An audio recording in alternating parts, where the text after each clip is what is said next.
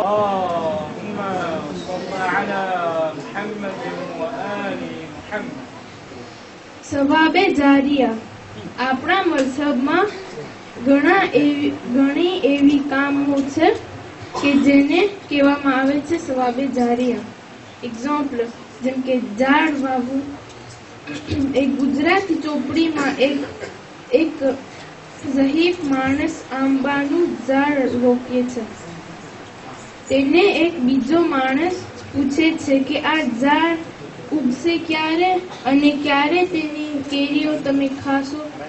તો તે બુઢો કહે છે કે હું એટલા વર્ષથી કેરી ખાઉં છું, તો શું તે કેરી મેને વાવી છે?